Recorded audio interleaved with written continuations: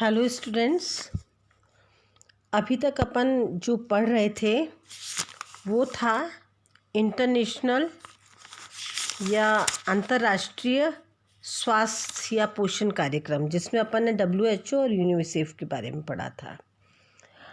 अब वो टॉपिक अपना ख़त्म हो गया है और आज अपन आते हैं बैलेंस डाइट या संतुलित आहार पर। ये जो संतुलित आहार या बैलेंस डाइट है, ये बीच बीच में अपन पढ़ते जा रहे हैं पोषण के साथ साथ, लेकिन आज ये जो टॉपिक है नया, और इसको अपन विस्तृत रूप में पढ़ने जा रहे हैं। विस्तृत रूप में अपन कैसे पढ़ने जा रहे हैं कि भोजन मनुष्य की सभी आवश्यकताओं में से एक अति महत्वपूर्ण आवश्यकता है, जिसके बिना जीवन को अधिक दिनों तक नहीं जिया जा सकता। प्रकृति ने मानव जन्म से पहले ही उसके पोषण की व्यवस्था माता के स्तनों में दूध भरकर की है। शैशवावस्था में माता बालक के स्तनों से दूध पीकर अपना पेट भरता है, और जैसा कि मैंने पहले भी आपको बताया था कि जैसे जैसे वह बड़ा होता जाता है, उसका पाचन अंग विकसित एवं सुदृढ़ होता जाता है। वह दूसरे भोजन, तरल आहार, अर्ध तरल आहार तथा ठोस आहार को भी पचाने लगता है। प्रकृति ने मनुष्य को भोजन के रूप में अनाज, दालें, फल, सब्जियां, दूध, अंडा, मांस, मछली, सूखे मेवे आदि अनगिनत तरह के भोज्य पदार्थ प्रदान किए हैं। कितने प्रकार के प्रदान किए हैं, ये राष्ट्रीय और अंतर्राष्ट्रीय स्तर पर देखा जा सकता है।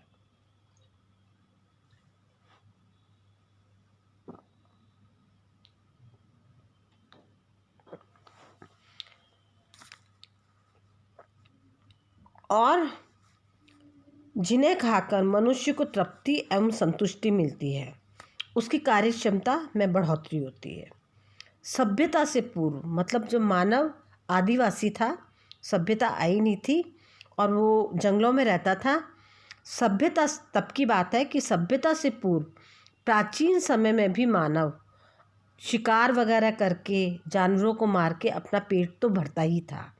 धीरे धीरे जैसे जैसे वो सभ्य होने लगा, और शिक्षित तो नहीं कह सकते, लेकिन हाँ, उसको थोड़ा थोड़ा सभ्य होने लगा और उसे लगने लगा, तो वो धीरे धीरे उसने कृषि की ओर ध्यान दिया और कृषि कार्य करने लगा, मतलब खेती करने लगा। सभ्यता के विकास के साथ साथ भोजन के उत्पादन, मतलब जहाँ जिस जगह पर जो भोज्य पदार्थ उत्पन्न हो सकता है, उसकी ओर उसका ध्यान गया। उत्पादन करने लगा, संरक्षण करने लगा और परिवहन आदि पर भी ध्यान दिया जाने लगा। इसका मतलब ये है कि वो भोजन का उत्पादन करने लगा, मतलब खाद्य पदार्थों का उत्पादन करने लगा, जो कि उत्पादन खेती के द्वारा माध्यम से प्राप्त होते हैं। तो वो उत्पादन करने लगा और स्वयं ही उनका पेट भरने लगा। लेकिन कई ऐसी जगह होते हैं कि जहाँ जैसे कहीं चावल ज़्यादा हैं उगते हैं, कहीं धान ज़्यादा उगता है, तो कहीं पर गेहूँ ज़्यादा उगता है, कहीं कुछ और ज़्यादा दालें ज़्यादा उगती हैं। तो फिर धीरे धीरे, पहले तो वो अपना ही खाता था, फिर धीरे धीरे उनका संरक्षण करने लगा, क्योंकि उतना उसके होता नहीं था। संरक्षण मतलब प्रिजर्व करने लगा, क्योंकि सीज़न के हिसाब से ही तो उगता है। प्रिजर्व करके फिर उसे ध्यान आया, जैसे जैसे और सभ्य हुआ तो परिवहन कर आदि पर भी ध्यान देने लगा। मतलब अपने यहाँ पर जो चीज़ ज़्यादा होती है तो उसको दूसरे स्टेट्स में या दूसरी जगहों पर भेजने लगा, और वहाँ जो ज़्यादा चीज़ होती है उसको अपने यहाँ मंगाने लगा, मतलब इंपोर्ट एक्सपोर्ट करने लगा। नेशनल लेवल पर तो ज़्यादा बात की बात है, आदि पर भी ध्यान दिया जाने लगा। वर्तमान में आहार के उपयोग करके विभिन्न रोगों का उपचार और रोगों पर नियंत्रण किया जाने लगा। आज से लगभग 5500 वर्ष पूर्व आयुर्वेद में भी आहार द्वारा रोगों के उपचार का वर्णन मिलता है। आयुर्वेद में आपने देखा होगा, हल्दी है, नीम है, ये सब कुछ का, और रोगों के प्रति और कई भी प्रकार के जो जड़ी बूटियाँ होती हैं उनसे अपन को उनका वर्णन मिलता है। और कई कंट्रीज़ हैं, उनको वो पेटेंट भी करवाना चाह रही हैं, हम भी पेटेंट करवाना चाहते हैं। परंतु वह आहार जो केवल क्षुधा पूर्ति, मतलब खाली पेट भरने के या स्वाद के लिए, जिह्वा के लिए या पेट भरने के लिए ग्रहण किया जाता है, जिसमें पौष्टिक तत्वों की कमी या अधिकता होती है, वैसे आहार को हम संतुलित आहार नहीं कहेंगे, क्योंकि भोजन का काम केवल पेट भरना ही नहीं होता है, बल्कि इसका कार्य पेट भरने या क्षुधापूर्ति के साथ साथ में मतलब जो भूख लग रही है उसकी पूर्ति करने के साथ साथ शारीरिक, मानसिक, आध्यात्मिक स्वास्थ्य को भी बनाए रखना है। एक प्रसिद्ध कहावत है, जैसा खाए अन्न वैसा होए मन। इस कहावत का गूढ़ अर्थ है, व्यक्ति जैसा भोजन ग्रहण करता है उसका मन, स्वास्थ्य भी उसी तरह का होता है। ये बहुत पुरानी कहावत है और बहुत पुराने लोग इस चीज़ को मानते भी हैं। आज भी अधिकांश लोगों का भ्रम है कि संतुलित भोजन का अर्थ महंगे भोज्य पदार्थों से है। मैं आपको पूर्व में भी बता चुकी हूँ कि खाली महंगे भोज्य पदार्थ जिन्हें आप समझते हैं उन्हीं में पोषक तत्व नहीं होते हैं। इसकी मैं आपको PDF भी भेज चुकी हूँ, तालिकाएं बना के लिस्ट बनाकर भेज चुकी हूँ, लेक्चर भी दे चुकी हूँ, PDF के माध्यम से, नोट्स के माध्यम से सब कुछ भेज चुकी हूँ। और ये मैं बता चुकी हूँ कि 3 तरह के लोग होते हैं, फाइनेंशियल आर्थिक स्तर के, निम्न आर्थिक स्तर, मध्यम या मीडियम आर्थिक स्तर या हायर फाइनेंशियल स्टेटस। तो आप सोचते हैं कि अरे ये पैसे वाला है, ज़्यादा अच्छे पोषक तत्व खाता होगा, हम कम खाते हैं, ऐसा नहीं है। हमको निम्न आय वर्ग के लोगों को भी अगर वो ढूंढे, शिक्षित हो और थोड़ी ज्ञान हो और उसको पकाने की विधि का ज्ञान हो, तो उसको भी वही पोषक तत्व कम पैसे वाली भोज्य पदार्थों में प्राप्त हो सकते हैं जो कि रॉ होते हैं। तो उनको ऐसा लगता है कि महंगे भोज्य पदार्थ से है, परंतु सच यह नहीं है। सस्ते आहारों से भी संतुलित भोजन का सेवन प्रतिदिन किया जा सकता है, परंतु इसके लिए जैसा कि मैंने बताया सूझबूझ की आवश्यकता होती है। आहार के प्रति कैसा ज्ञान है, उनकी पाक विधियाँ किस तरह से है। हम लोग क्या करते हैं, मर्डर करके खा लेते हैं, खूब इतना पकाते हैं कि उसके सारे पोषक तत्व नष्ट हो जाते हैं। तो पाक विधियाँ भी समुचित जानकारी आदि का होना अत्यावश्यक है। अधिकांश भारतीयों के भोजन में कार्बोहाइड्रेट की अधिकता होती है। रोज़ रोटी खाना, रोज़ अनाज और कार्बोहाइड्रेट की इतनी मात्रा खाते हैं एवं अन्य पौष्टिक तत्व जैसे प्रोटीन है, वसा है, विटामिन, खनिज लवण, इनका बहुत कम मतलब इनका सख्त अभाव रहता है। अतः इनका आहार असंतुलित या अनबैलेंस डाइट कहलाएगा। वो बैलेंस डाइट नहीं कहलाएगा, असंतुलित आहार कहलाएगा, संतुलित आहार नहीं कहलाएगा। असंतुलित आहार की समस्या न केवल मध्यम आर्थिक वर्ग के लोग, मजदूर या किसान की ही होती है। उनका तो देखिए एक कुछ प्रॉब्लम है, लेकिन ये अज्ञानतावश, अशिक्षा के कारण उच्च आर्थिक वर्ग के धनाढ्य परिवारों में भी होती है। वो महंगे फल, दूध, वसा लेने के बावजूद भी उनका पोषक असंतुलित होता है, क्योंकि उनको लगता है अरे हम तो इतना बढ़िया खा रहे हैं, इतना महंगा खा रहे हैं, तो हमारा तो पोषक तत्व जा रहा है। जबकि उनको ये नहीं पता कि खाली इन 3 चीज़ से या 4 चीज़ से ही उनका सिर्फ पेट भरेगा, लेकिन उनको सारे पोषक तत्वों की प्राप्ति अलग अलग तरह के भोज्य पदार्थों में प्राप्त होगी, क्योंकि उनके भोजन में किसी न किसी पोषक तत्वों की अधिकता या कमी होती है।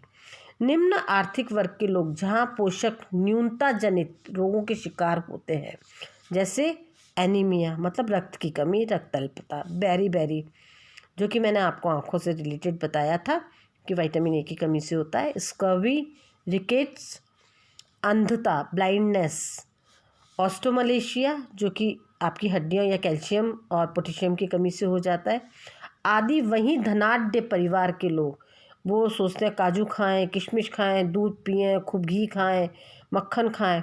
तो परिवार के लोग पोषक तत्वों की अधिकता के कारण ओबेसिटी या मोटापा, हृदय रोग, हार्ट डिजीज, उच्च रक्तचाप, हाइपरटेंशन, एथेरोस्क्लेरोसिस मतलब वृक्क रोग, किडनी डिजीज़, यकृत के रोग, लीवर डिजीज़ आदि कुपोषण जनित गंभीर बीमारियों से ग्रस्त रहते हैं।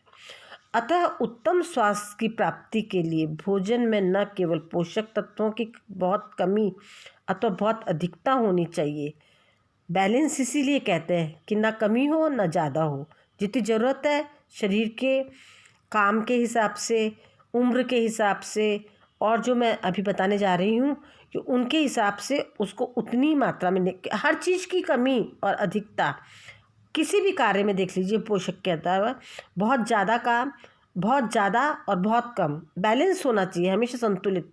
हर जगह इंसान को भी संतुलित होना चाहिए, उसी प्रकार से पोषक तत्व भी संतुलित होने चाहिए कि न ज़्यादा अधिक हो और न ज़्यादा कम हो, और आपकी शरीर की आवश्यकता या मांग के अनुसार पर्याप्त मात्रा में सभी पोषक तत्व उपलब्ध होने चाहिए। निर्धन वर्ग के बालक प्रोटीन कुपोषण के भयंकर रूप से पीड़ित होते हैं। प्रोटीन की कमी के कारण उनकी शारीरिक वृद्धि में एवं बढ़वार मतलब ग्रोथ होता है कि वो रुक जाता है, और उसके रुकने के कारण कई बार कई तरह की प्रॉब्लम्स भी क्रिएट हो जाती हैं। और सुरक्षात्मक मतलब इम्यूनिटी पावर, जो कि विटामिन वगैरह में होता है कि जो बीमारी आती है तो उससे लड़ने की क्षमता कईयों में होते हैं कि एक अभाव से उनके शरीर में अनेक रोगों का कब्जा हो जाता है, उनकी क्रियाशीलता में काफ़ी कमी हो जाती है। अधिकांश बालकों की मृत्यु कुपोषण के कारण ही होती है। अतः स्वस्थ, निरोग, ताजगी, स्फूर्ति, क्रियाशीलता आदि के लिए संतुलित आहार आवश्यक है। अब ये आवश्यक तो है, लेकिन संतुलित आहार को किस प्रकार से हम परिभाषित करेंगे, क्योंकि कई बार आपके यहाँ पे क्वेश्चन आता है कि संतुलित आहार की परिभाषा लिखिए, प्रश्न आ जाता है एग्ज़ाम में। एग्ज़ाम के लिए मैं नहीं कह रही, आपके ज्ञान के लिए भी कह रही हूँ। आप अपने घर में उसको अप्लाई करें, अपने बच्चों पे, अपने परिवार के सदस्यों पर, अन्य लोगों को भी शिक्षित करें। खाली मैं एग्जामिनेशन पॉइंट ऑफ व्यू से नहीं कह रही हूँ, लेकिन मैं फिर भी आपको बता रही हूँ कि इसकी जो परिभाषा है, हमेशा परिभाषा इन्वर्टेड कॉमास में लिखी जाती है, तो मैं परिभाषा वर्ड टू वर्ड पढ़ के सुना रही हूँ। संतुलित आहार वह भोजन होता है जिसमें सभी पौष्टिक तत्व व्यक्ति विशेष की शारीरिक मांग, आयु, वजन एवं क्रियाशीलता अवस्था आदि के अनुसार उचित मात्रा एवं अनुपात में होते हैं। जैसा कि मैंने आपको बताया था अभी कि वो किस प्रकार का कार्य करता है, किस प्रकार का उसका कार्यशीलता है, ज़्यादा काम करता है, मजदूर वर्ग का है, या बैठ के काम करना पड़ता है, या थोड़ी उसकी शरीर की क्रियाशीलता रहती है, तो उसके हिसाब से उसका वजन कितना है, उसकी आयु कितनी है, इस हिसाब से उचित मात्रा में ही उसी अनुपात में उसको पौष्टिक तत्व या खाने की तालिका जो बनाई जानी चाहिए एक दिन की पूरी। अब इसको अगर इंग्लिश मीडियम के हैं या इंग्लिश में आप समझते हैं तो आपको मैं बता देती हूँ। A balanced diet is a diet which contains all the food nutrients in proper proportion and from the proper source, so minimum daily nutrients due obtained। मतलब वही बात हो गई कि आपको जितना चाहिए आपकी उम्र, आयु, इनके हिसाब से, तो वो उसी हिसाब से आपको लेना चाहिए। संतुलित भोजन मतलब बैलेंस डाइट में पर्याप्त मात्रा में कैलोरी, वसा, प्रोटीन, खनिज लवण, विटामिन एवं जल होना चाहिए। पौष्टिक तत्वों की अधिकता एवं कमी दोनों ही स्वास्थ्य के लिए हानिकारक होते हैं। प्रत्येक व्यक्ति के लिए संतुलित आहार भिन्न भिन्न होता है। एक व्यक्ति के लिए जो आहार संतुलित होता है वही आहार दूसरे व्यक्ति के लिए असंतुलित भी हो जाता है। जैसे मतलब क्या है कि जैसे आज मेरे लिए संतुलित है तो उम्र बढ़ने के साथ साथ उतना ही मैं खा रही हूँ, वही खा रही हूँ, और जबकि मेरे को कैल्शियम की ज़्यादा ज़रूरत है, वज़न बढ़ रहा है, तो उस समय जो खाने की जो आहार तालिका होती है वो थोड़ी चेंज हो जाती है। जिसका एक एग्जाम्पल मैं आपको देना चाहती हूँ।